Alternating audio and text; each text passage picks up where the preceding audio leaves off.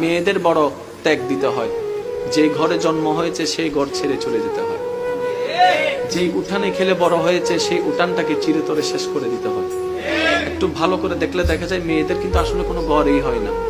বাবার কাছে থাকলে বাবার বাড়ি, স্বামীর কাছে থাকলে স্বামীর বাড়ি, ছেলের কাছে থাকলে ছেলের বাড়ি, নিজেদের আসলে কোনো বাড়ি হয় না। মা জাতি বড় অদ্ভুত। আমি মাঝে মধ্যে ভাবি, আল্লাহ যদি মা জাতিকে সবরের পাহাড় না দিতেন, পৃথিবীতে সংসার শব্দটা টিকতো না, পৃথিবীতে পরিবার শব্দটা টিকতো না। সবার কথা বাদ দেন, আপনি আপনার মার কথা পাবেন, দাদির কথা পাবেন, নানির কথা পাবেন।